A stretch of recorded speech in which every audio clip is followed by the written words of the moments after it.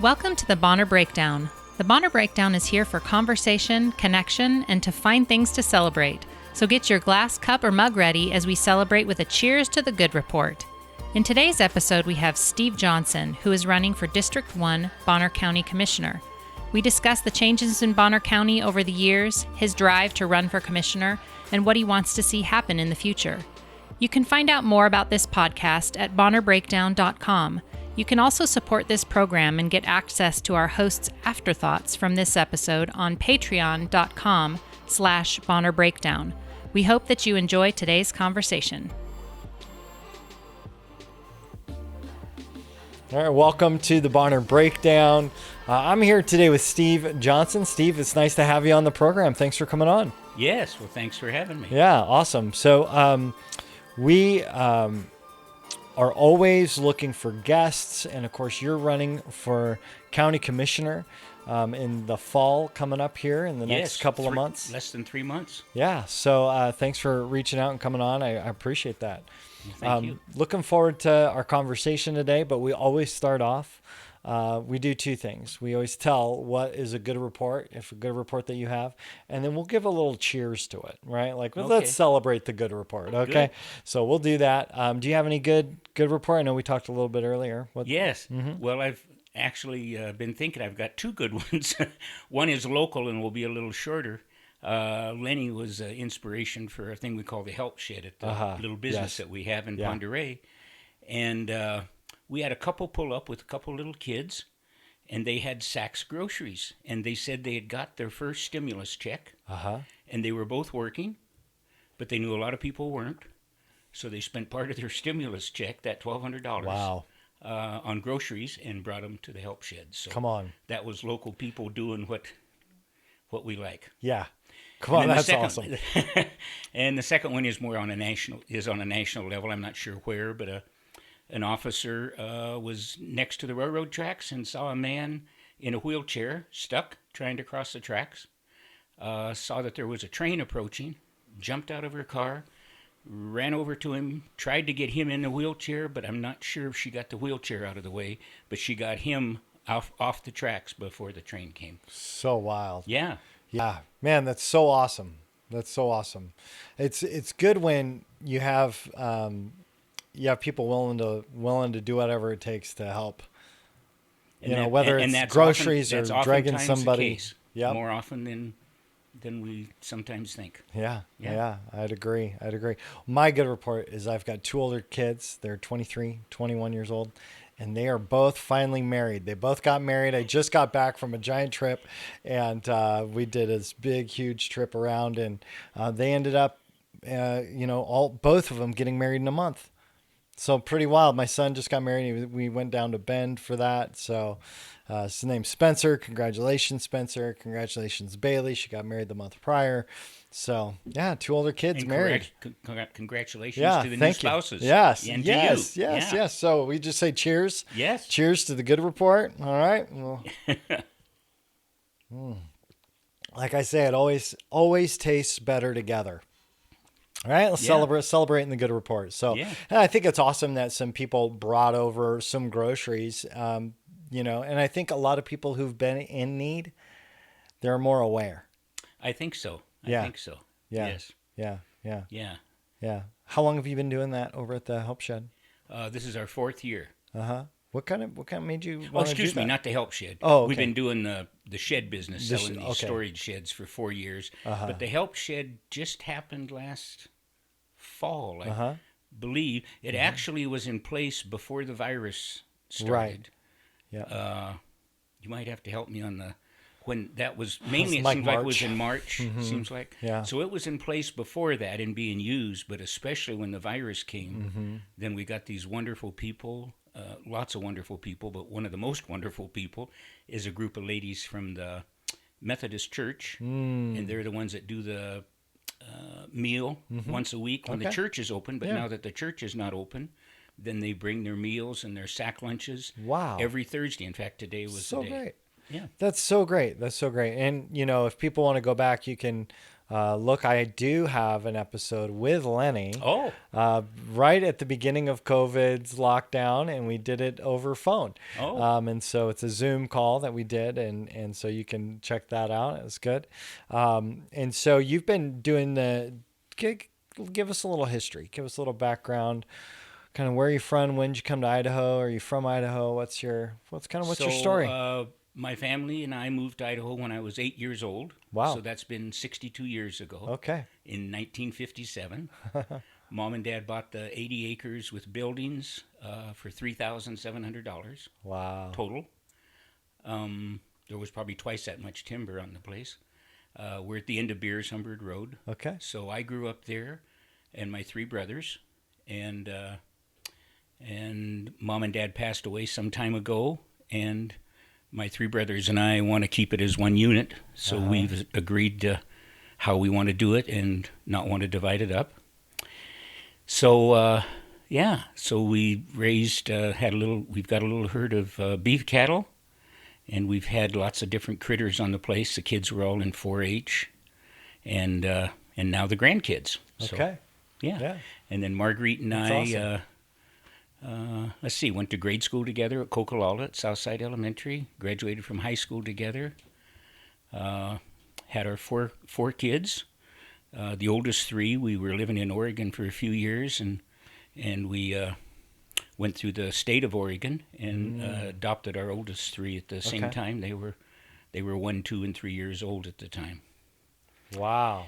And came back home and helped her parents and my parents and started our teaching careers. Okay. So between the two of us, we've taught about 75 years, most of that. Come on. Most of that, 42 years for me and not quite so much for her. Okay. But, I was 20 years plus at the elementary and then 22 years at the alternative high school. Okay. Here in Sandpoint. Awesome. Yeah. Awesome. So when did you retire from teaching? Retired a couple of times. Isn't that the case, though, you know? The first time's been almost 10 years ago from the alternative high school. And then it's really a good place for a lot of kids. Mm-hmm. Yeah. But some people have sort of not an understanding of maybe the type of kid that it really helps. Right. And so they have a hard time getting substitute teachers. Oh, so okay. Then I wound up substituting for quite a while. So All then right. last year was the first year I didn't substitute at all. Okay. All right. Yeah. Well, and so now... it's kind of a weaning process. Yeah. And now everything's going to look different, right? When it comes to school. So, yeah, that's great. What were some of the big things that seem to stand out to you over the years of teaching in this area that, you know, kind of make up the character of North Idaho? Like, you know, I think some people who are embedded in certain fields really get the feel, because you get to see people grow up, you get to see them graduate, you get to see, you know, you go through that. And being a teacher in this area for so long, what were some things that kind of strike you about the character of North Idaho? Well, I remember starting, my first year was at Sagal Elementary teaching 5th grade in 1972. And I remember the first grade teacher, Dorothy Olive, saying, the first time, if you stay in this very long, the first time that you have a kid that looks familiar and they say their name and then you say, do you know such and so, and they say, that's my dad, then you know you've been there for a while. Yeah. So my perspective is even a little different than a teacher, because actually I started at Southside Elementary in the 3rd grade. Okay. And things were quite a bit different. In the winter, everything was pretty. That was before the ski hill. Okay. Before tourism really hit here. Mm-hmm. And so in the wintertime, things were unemployment. If you qualified for unemployment, things were really difficult in the wintertime. We lived out on, like I say, out on the farm. And it seemed like everything was okay. Looking back, you can see that most of the kids, at least at Southside, one of the rural schools, wore what obviously looked like hand-me-downs. I mean, it was a thing, I think, with larger families and not a steady paycheck all the time, and but there was a commonality that seemed to be here, and so that's what I remember. And then as a teacher, I remember some of that same, but like I say, when I started teaching in 72, the economy for the most part had improved quite a bit. Land prices had come up, jobs were more available, wages were higher. And so at least materially, it seemed like there was an upswing in the thing. I was an elementary principal for 10 years, and it struck me as, even more so than as a classroom teacher, quite a few of the kids were being raised by their grandparents. Oh, interesting. Yeah. And it was a wonderful thing that there were grandparents there. Yeah, it seemed like sometimes absolutely. the parents were maybe more my age, and in the 60s and 70s there was a lot of quite a bit of upheaval. I think even more than now. And some of the parents just were having a hard time being a parent, I think. And so the grandparents, quite a few different grandparents were able to step up and kind of help raise the kids. So that's interesting. So what are some of the big changes that you've seen? I mean, you've been around here a long time. So, you mentioned, the 70s. Right. When did you notice things maybe shifting or changing up here? Well, we were gone 5 years in the Willamette Valley, and that's when we wound up adopting Salem, our 3 older children. Salem area? We were in outside of Eugene. Okay. Yeah. Marguerite actually finished up her degree in library science, and I was teaching a little place called Cottage Grove that's right on I-5. Cottage Grove. I know Cottage Grove. my dad lives in Salem, so my my grandpa was in Grants Pass, so we would make that I-5 trip through the Willamette Valley all the time. Yeah. So yeah. So then we wanted to bring our kids, our 3 little ones, back home, and so we moved back home. And I did notice, like I say, we'd been in Oregon and I'd been teaching, and we did notice that the education in Sandpoint was, just like almost all education, dependent on the teachers. And even though the pay wasn't as good, it seemed to me that the teachers were every bit as good. I mean, it was just, and I know that it takes money to run almost everything, including schools. Yep. But a lot of it has to do with the people who are in the classroom leading the learning and leading the discussions. Yeah. Let's see, what other changes? Like I say, materially, it seemed like things were more Improving. right. And I forget exactly. I think maybe the ski hill came in when we were gone. But I remember it was expanding, Schweitzer, and that seemed to have a big impact. Yeah. It changed the winter. And then the machinery and the logging, I think, got bigger and bigger and was able to handle more and more snow. The only thing that hadn't changed is I've always lived on a county road. This particular road's called Beers Road, out just before you get to Cocolala Lake. Yep. And in the spring, if the snow's plowed and there's no protection for the frost, it goes down on the dirt roads, and then in the spring it gets all mushy and muddy. And so instead of calling it spring break, we used to call it mud vacation. And sometimes it would last for 2, 3, 4 weeks because the county roads, at that time, I think they were bringing probably between maybe a third of the students were out in the county. And if they couldn't get to school, if the school buses couldn't run, then there wasn't any reason to have school. So that was that part had pretty much stayed the same. Yeah. Good. So when you look at the biggest changes recently, big changes that you've seen up here recently, any that you would say were noticeable? In the last few years, pretty recent, like decade. It seems like there's been more divisiveness and more you need to look at things my way or I'm not even going to talk to you. Rather than in some cases it seems like compromise has almost become a dirty word, or collaboration or cooperation. And that isn't the way that I was raised, and that isn't how it used to be here. Right. Yeah. And people, certainly have a right to their ideas and to Absolutely. push their ideas. Yep.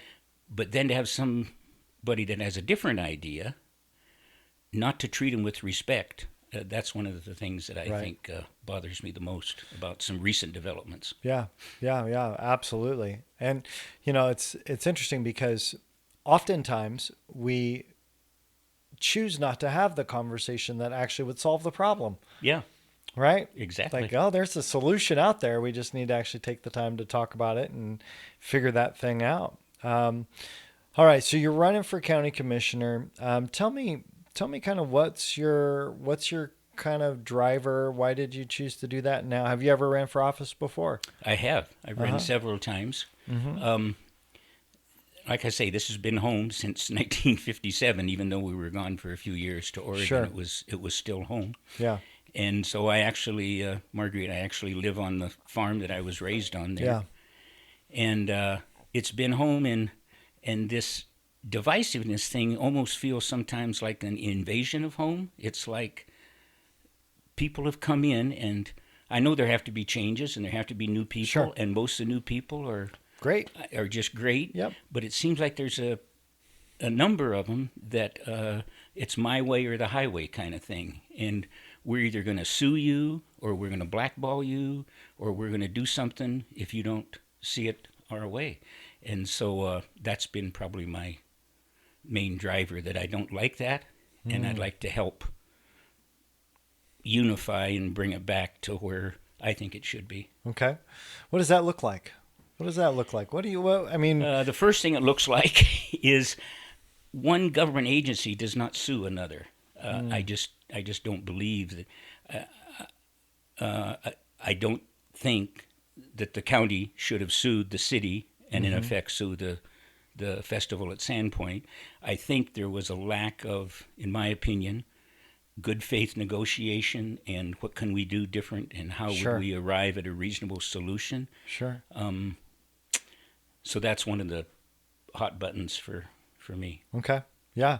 Well, and I think that's been a hot button on both sides for a lot of people. I've have the privilege of sitting down with the mayor of Sandpoint and all the county commissioners. I've talked with all of them on here. And we've had that conversation a few times, and it is interesting that that concept around whether or not there's good faith on all sides, and I think everyone doesn't think that all sides don't agree that there's good faith on all sides. And so someone's got to break that tie. Like at some point, somebody's got to break that tie if we're going to move forward. So that's good. So when you look at the role of county commissioner, what do you kind of see your role being? I think number one, it's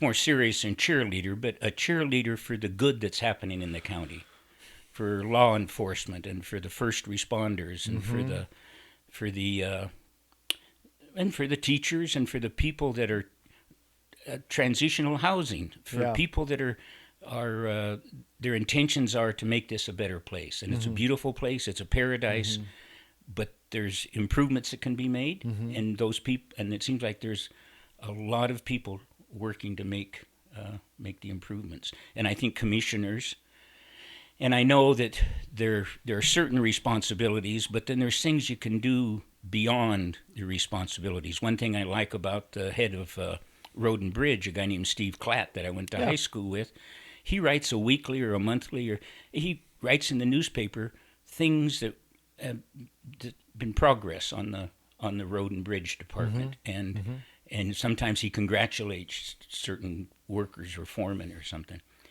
So I think reaching out as a commissioner, applauding the city for their handing out all these free masks. I mean, they handed out like 3,000 masks. The first time. Yeah. And they've done 2 of them. Okay. Yeah. And in the school district for trying to come up with it just seems like there's a lot that can be done that's beyond the formal responsibilities of a commissioner. And they are many, and that's how it should be. But I still think that those efforts are they have payback, not just to the commissioner himself, Right. but they have payback to the benefit of the whole county. Yeah. How do you feel like the county's done with their financial responsibilities? Well, overall, it seems to me there's been financial reasonable things done. The concern is there's no extra money, so there needs to be additional research, I guess. But in excess of $100,000 for this lawsuit, I don't think that's fiscally responsible. Okay. Again, if I felt that strongly, rather than spend taxpayer money, I would go, well, I as an individual need to sue the city for what they're doing, but not to use money that was supposed to go for roads and bridges and county maintenance and equipment and salaries and all that thing. So. Yeah. And, one of the reasons, I think a lot of people that are fiscally conservative have been happy that there's been some budgets and some goals that have been met, that they seem to have met. And I have not looked at any of the details, right? It's a full page spread today in the newspaper, in the Daily Bee. Yeah, I haven't read today's. I need to read today's. Okay. So, when you look at some of the changes that you feel like need to be made, you talk about unifying, becoming more of a cheerleader, as far as those I wouldn't call them extracurricular, but they're items of governance that actually impact the feeling and how people experience Bonner County. Mm-hmm. What are some other things that you kind of feel drawn to pursue as commissioner? A big one right now with the virus is safety. Uh-huh. So I have quite a belief as a teacher and an educator in science. Mm-hmm. And if I have a question on science or medicine, I'm going to go see a doctor or a scientist and appreciate their expert advice.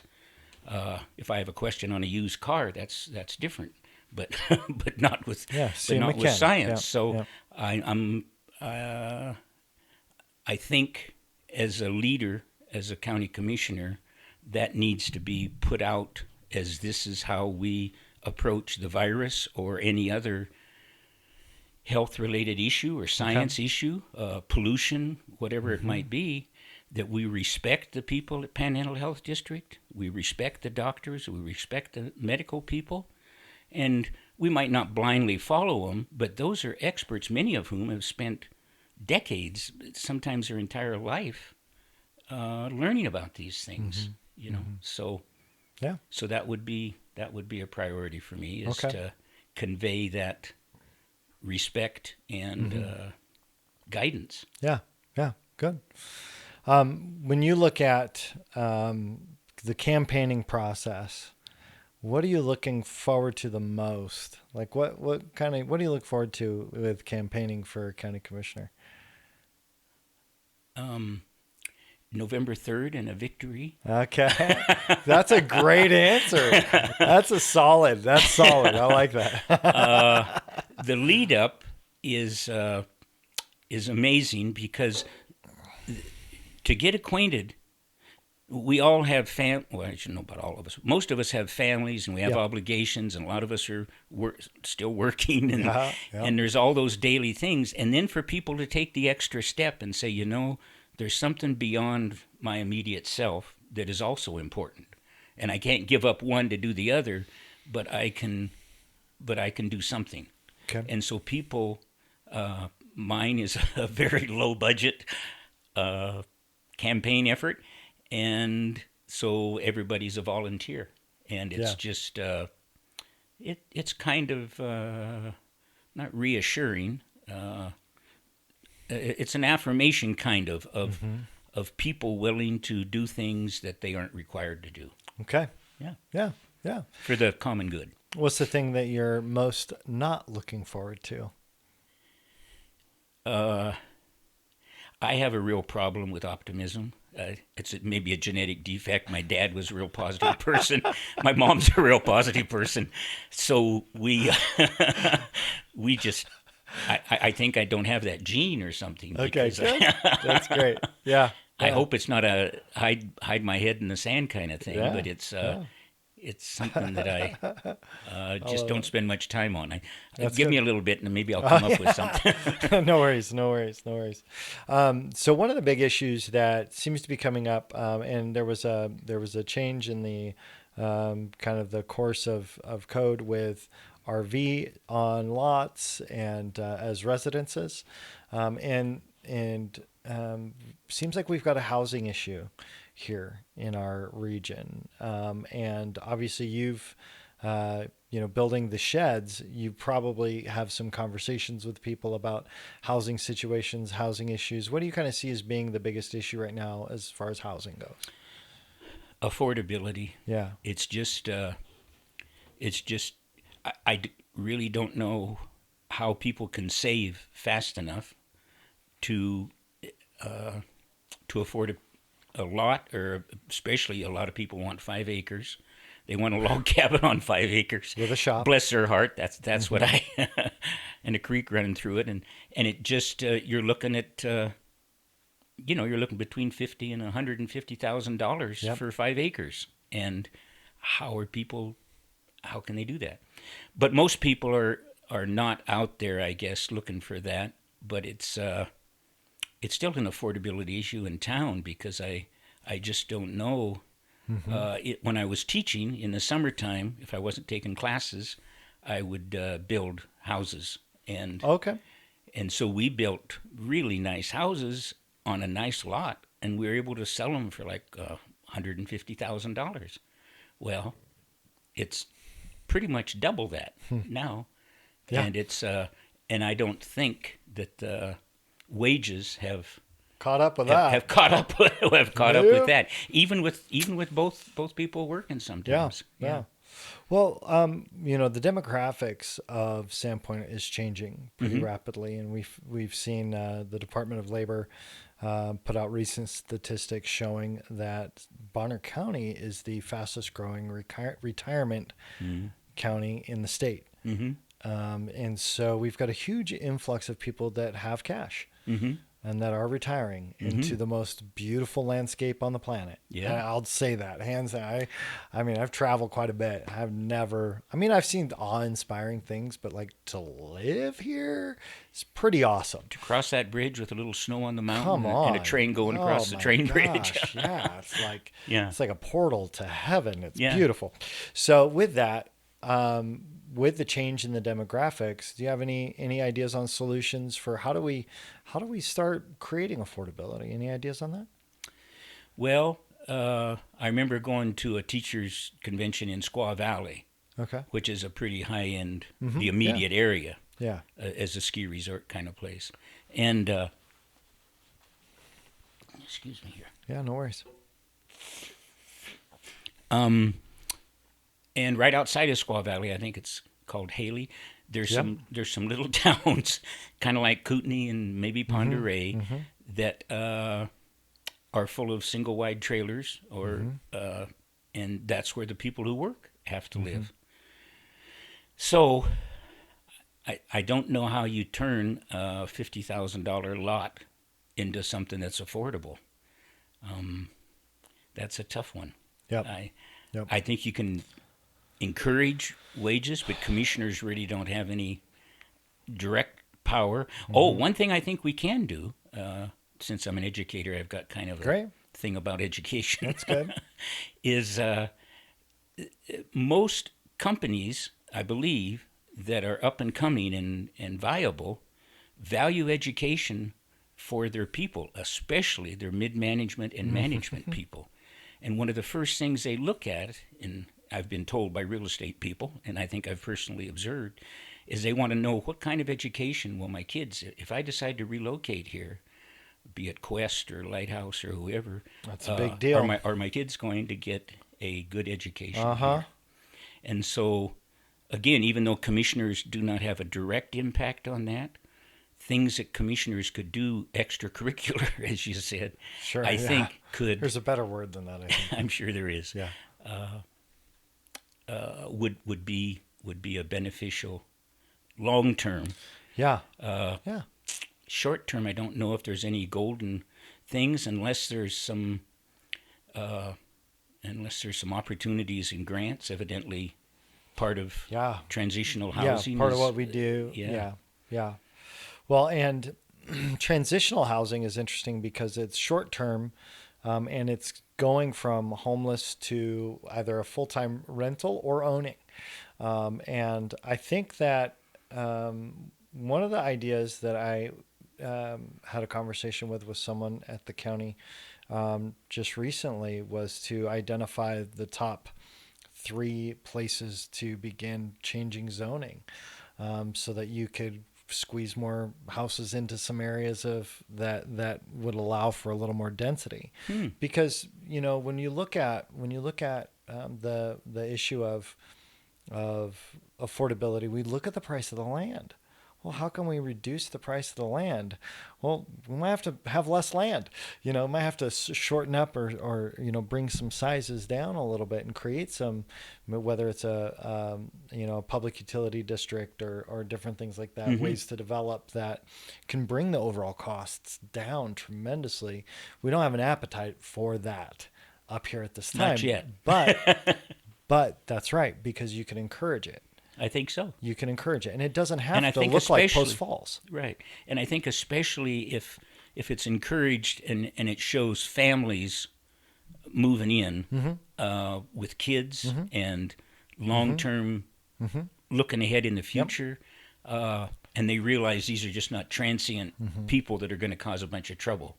That these, in fact, since you brought that up, it doesn't make a huge dent, but it was meaningful to us. When I was at LPO, one of the students' parents, or mother actually, applied for a Habitat Humanity, and they just opened up a new Schisler. Schisler Meadows. Okay, Schisler Yep. Meadows, and so we went out there as a group one weekend, the teachers, and we painted it and Love cleaned it. it up and made it, and then like it was only maybe 6 weeks later, they moved in, and we had a big open house celebration kind Yeah, of thing. that's and great. so I think, and there were 3 daughters, 3 girls and the mother, and that was just a real good feeling, and maybe there's not one big solution, maybe there's a bunch of smaller steps that would help. Yeah, I think so. I think so. And I think you're right that we need leadership that will cheerlead solutions and advocate for those types And of I think solutions. people are hungry for that. I think people would rather smile than frown. I think they would rather shake hands than throw Yep. a rock. Yep. I really do. I think Yep. most people are that way. Or elbow bump in COVID. Oh, that's right. In the COVID Certainly, COVID yeah. territory. Now, one of the things that I think that I am always an optimist as well. So it's kind of fun sitting next to another one. But one of the things that I think is likely to happen soon is that some individuals, whether they're in government or they're in private sector or whatever, are going to start really unifying our area, because I don't think for Sandpoint in Bonner County, I don't think that what's happening right now can be maintained long term, the divisiveness. Yeah. Because it really is unpleasant for everybody. And maybe it happens after the election, or maybe it happens in 2024. Maybe there's an opportunity for everyone to calm down a little bit, because it seems to me like a lot of the division is around national politics, and which impacts how we view things locally. But it seems like there's a lot of division on a lot of levels right now. So I'm hoping. Me too. Yeah. It'd be good to see some shifts and all that. So what's you're running the shed, the help shed and the shed dealer, right? The shed dealer. Right. Now we just sell the sheds. Actually, okay. it's a national company out of Tennessee. Oh, okay, great. And so they So you're just So they have dealerships all over the country, 400 or 500, and so the closest place that they're made, there's an agreement with the Mennonites evidently, and there's a Mennonite crew in Thompson Falls, Montana, and so our sheds come from there. Come on, that's great. That's great. And so you do that. What else you got your fingers in? Obviously, you live on a farm. As soon as I finish here, I'm going to go out and finish baling a hayfield. Okay. I put up round bales. Okay. I used to do, growing up like almost everybody here, in the summertime, you worked as a kid bucking the little rectangular square bales. So 80 but all my kids and grandkids suddenly have other things to do. And so the round bales I can do all by myself on the tractor with the loader. And so that's how I do the haying. So that and fencing and cutting firewood. Okay. And feeding them in the winter time. So retirement doesn't feel like retirement, or does it feel like... No, in fact, I think I'm like a lot of people. I'm scared to death of retirement. I've heard all these stories about when you sell your chainsaw and give up your tractor, then you got 3 months left to live. You know, I don't. So don't do that. Don't do that. Yeah, that's awesome. That's awesome. So any kind of final thoughts about, obviously, elections November 3rd? How can people get information about you? So I've got a website. Okay. Steve Johnson Commissioner. One plug I want to put in very strongly is it's a little confusing to people because there are 3 commissioner districts in the county, in Bonner County. Yeah. However, since a commissioner represents everybody, regardless of where they live, then everybody in the county votes for every position in the commissioner. So even though I'm from District 1, which is south of the Long Bridge, people in Priest River, Clark Fork, Sandpoint, everybody votes in that election. Yeah. So would I like to have no confusion on that? Yep. So you don't have to live south of the bridge to vote for you. No. Live anywhere in Bonner County. But you do have to be a registered voter. Okay.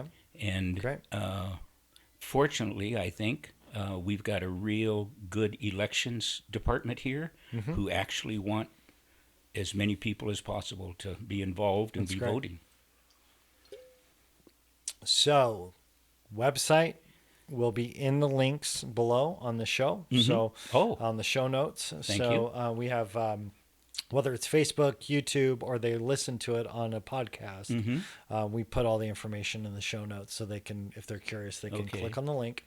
And then there's some discussion that Ben Olson at the Reader may, and maybe you're part of it too, I don't know, might put on a forum, not knowing for sure if it would be virtual, like a Zoom, or if it would be in person. But that's a possibility also. Yeah, usually that's KRFY, which is the local radio station, and Chris Bassett from Keoki, and Ben Olson from the Reader usually put those on. So that's not mine. But I'm glad that we had a chance to talk about some things that are you're feeling passionate about running for commissioner. So good. Any last thoughts for the people watching today? Well, I'd like you to look at the website. Think about if you are pleased with what's happening in our county, and if you're not pleased, that you have an alternative and you have a choice. And hope that you're registered to vote. Okay. All right, Steve. Well, thank you very much for coming on today. We appreciate it. Okay, and thank you. All right. We hope you enjoyed today's episode. You can find out more about this podcast at bonnerbreakdown.com. You can also support this show and get personal video updates and thoughts from our host at patreon.com/bonnerbreakdown. Thank you for joining us in the conversation.